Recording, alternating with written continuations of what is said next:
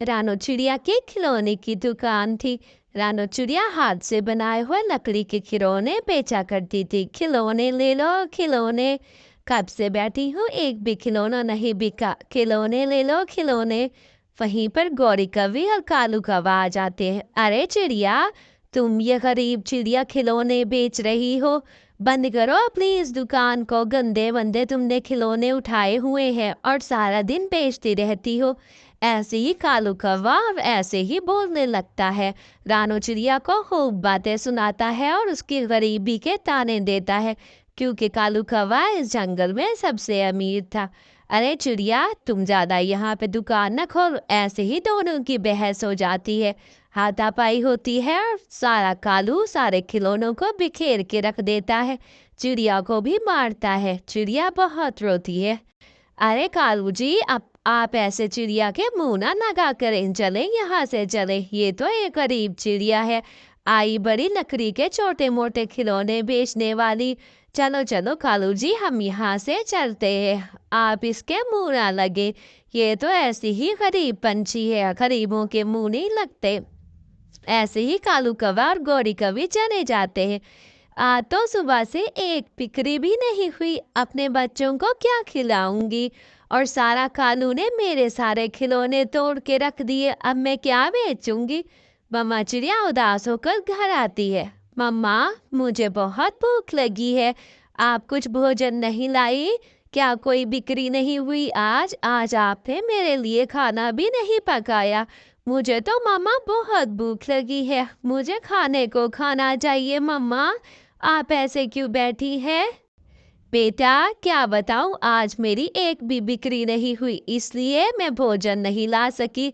मेरा प्यारा बेटा, आप चुपचाप सो जाओ, सुबह मैं जाऊंगी आपके लिए कोई ना कोई भोजन ले आऊंगी। ऐसे ही माँ बेटी सोने लगती हैं कि अचानक बाहर बहुत तेज बारिश होने लगती है।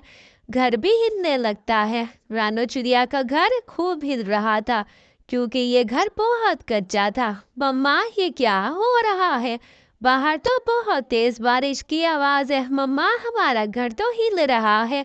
मम्मा, अब क्या होगा? ऐसे ही रानो चिड़िया का घर हवा से टूट जाता है और रानो चिड़िया और उसकी बेटी हवा के दबाव से इधर उधर उड़ना शुरू हो जाती है। दोनों अपनी बेटी को संभालती है और बागीचे में ले आती है। हे ऊपर वाले, हमारी मदद करो। कैसे खाने के बिना तो गुजारा हो जाएगा, अब घर के बिना कैसे गुजारा होगा। अचानक साथ में एक दरख्त होता है, वहां पर से मिट्टू बोलता है। अरे चिड़िया, तुम बहुत ही दयालु और अच्छी चिड़िया हो। ये एक जादुई पेड़ है, इसे तुम जो कुछ मांगोगी ये तुम्हें फौरन दे देगा, क्योंकि तुम नेक दिल चिड़िया हो, हमेशा दूसरों की मदद करती हो। चिड़िया ये सब कुछ सुनती है तो उसे रहा नहीं जाता, वो बहुत रोती है और मिट्ठू की बात सुनती है। सारी मिट्ठू की बात सुनते ही रानो चिड़िया अपनी बेटी का कहती है कि मेरी बेटी तो बहुत ज़्यादा छोटी है, हमें घर की बहुत ज़रूरत है, भोजन की भी बहुत ज़रूरत है। ए जो अदुई दरख्त, हमें घर दे दो, छोटा सा प्यारा सा घर दे दो और उसमें खाने के लिए कोई चीज़ें भी दे दो। वैसे ही रानो चिड़िया रोती है और विनती करती है कि दरख्त उसे घर दे दे। ऐसे ही दरख्त पर से सुनहरी पत्ता गिरता है और सुनहरी पत्ते से एक छोटा सा प्यारा सा घर बन जाता है। देखते ही देखते सुंदर सा घर बन जाता है वहां पर। मम्मा चिड़िया ये सब कुछ देखकर बहुत हैरान होती है। पहले तो डर जाती है, फिर आहिस्ता आहिस्ता घर के अंदर जाने लगती है। मम्मा चिड़िया घर को देखकर बहुत खुश होती है। पिंकी भी बहुत खुश होती है। घर के साथ सूरजमुखी के पौधे होते हैं। मामा चिड़िया दरख्त का बहुत शुक्रिया अदा करती है। ए जादुई दरख्त, तुमने हमें घर दिया।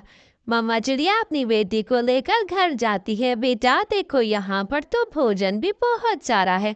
ये जादुई घर कितना अच्छा है और इसने हमारी मदद की। बाहर तो सूरजमुखी के पौधे हैं, मैं उनसे डेकोरेशन पीसेस बनाकर बेचूंगी। हाँ मम्मा, आप तो बहुत ज़्यादा हुनरमंद है, आप उसके डेकोरेशन पीसेस बनाकर गमले बनाकर जंगल में बेचा करें। ऐसे सभी जानवर शौक से लेंगे, सभी परिंदे भी लेंगे हमसे।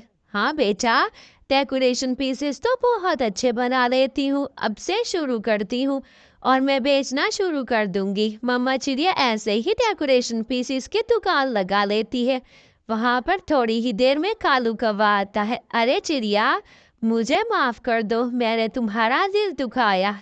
छोटी चिड़िया, मुझे माफ कर दो, मैं तुमसे माफी मांगने आया हूँ। चिड़िया कालू कौवे को माफ कर देती है। ऐसे ही खुशी खुशी रहते हैं।